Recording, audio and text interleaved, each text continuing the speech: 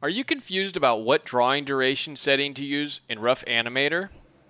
I'll show you what each option does and which one I prefer when animating. So stick around for today's episode of the Expat Animator.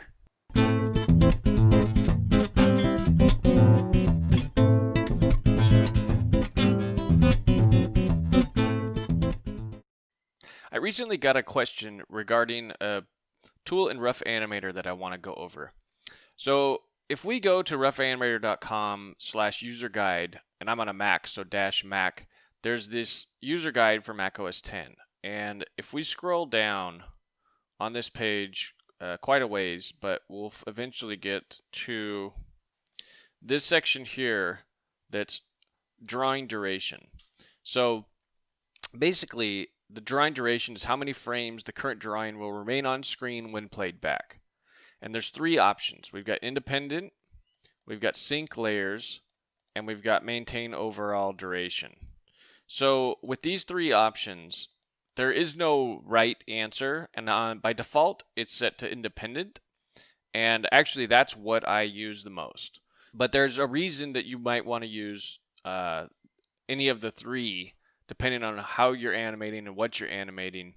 So we're going to try and talk today a little bit about what each setting is and an example of why you would use it versus the other two. So let's just read what the official definitions are. So independent, we've got duration slider affects only the current layer. And you can see the little animation. Here's two layers, and as you're adjusting one of the drawings here, the other layer is not being affected.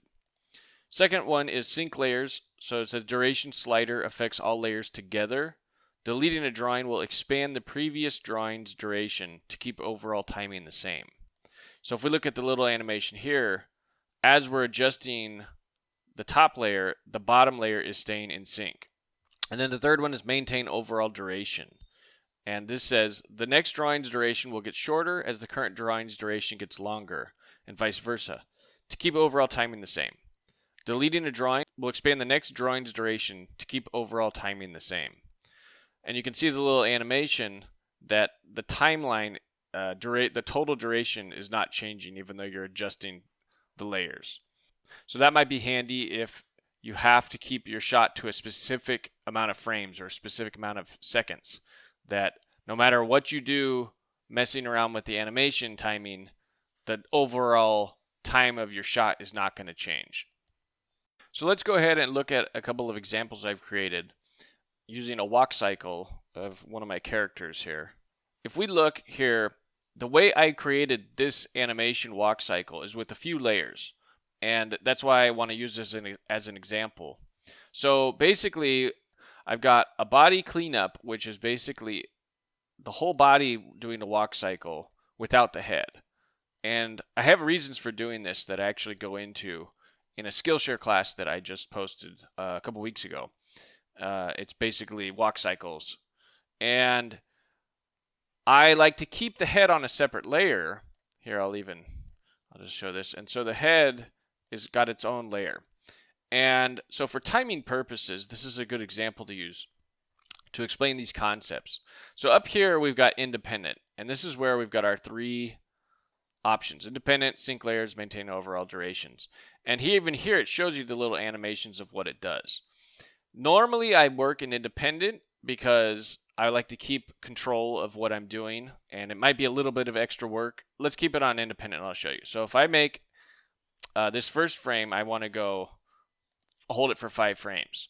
Well, then I need to go to the body, and I need to do the same thing because I need to keep these two layers in sync. Where, let's just go back here. If I would switch this from independent to, say, sync layer, and I were to do this, every layer that I've got is making that same change. And that might be what I want to do. Now, if I hit, let's switch it to maintain overall duration, and I want to shrink this from 5 frames back down to 1, it's only adjusting that 1, and this overall time is not going to change no matter what I do. I could add, see, I can't actually, this is keeping me from adding frames here because I can't go beyond this time. Now, if I want to add, let's say I want to add a couple frames here, I'd have to take them away from here. And that's what maintain overall duration is doing. It's kind of restricting me in what I can do. So if I take 2 away from here, it automatically is going to add 2 to the following drawing. So that can get a little confusing if depending on what you're doing. So you may just want to stay on independent. So as you make a change here, then you see your overall duration is changing, and including their background changes with it. And then we come back here, and we can you just adjust things on their own. So if I were to go all the way back to how we started using independent, it would actually take me a few steps. I'd have to go every single frame or every single layer and make the adjustments. Whereas if I were on sync layers and, to go from here back to here, I just have to change one layer and they all adjust. So depending on what you want to do, keep in mind that you've got these to use, but if you don't know what you want to use and you're starting out, just stay on independent. That's what it's defaulted at, and you can kind of forget about this for the meantime. But as you get better and more comfortable with the program, and you find you're making a lot of adjustments to multiple layers, like here's an example. I've got a third layer here called shadow.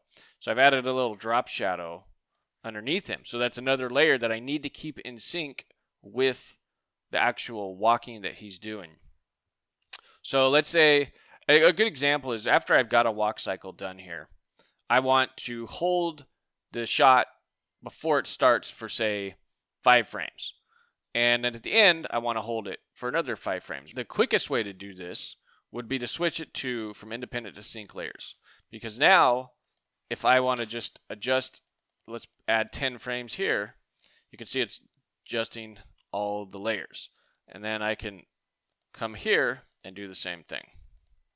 Now, if I want to get my timing, because I'm animating these on ones, and that's going to go real fast. So let's go ahead and just play this and see how fast the walk cycle looks. See, that's real fast. So if I want to change my timing to animate it on the 3s instead of the 1s, I would probably want to stay on sync layers because I want all of my layers to adjust at the same time. So let's just add 2 frames there, come over here, add 2 frames here. And now here's another trick. I can actually edit multiple. So I can just click this, it gives us this little square.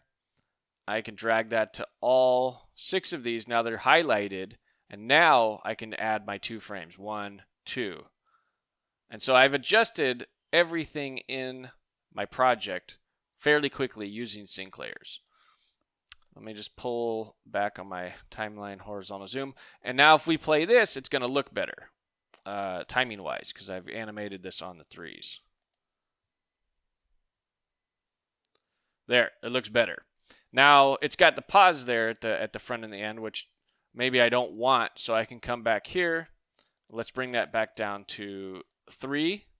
And then let's come back over here and bring that down to 3. And see, we're adjusting everything at once. And now if I play this, it's going to be like a perfect loop. There we go. And so you can see the drop shadow, the body, and the head, they're all on different layers, but they're all keeping in sync. So just remember, there's 3 different ways to work in here. If you don't know what you want to work with, just stay on independent, and for the time being. But some maybe sync layers will be better for you if you have multiple layers that you need to keep synced up, and maintain overall duration is better if you need to keep the project to a specific length. So I hope that helps a little bit, and I'm going to switch back to independent because that's where I like to work. I hope this was able to explain a little bit of this to you. If you're interested in the software, go to roughanimator.com and you can download it, and it's real cheap. And I find it's good for a lot of my animation work. So hopefully that helped. My name is Patrick, the Expat Animator, and I'll see you next time.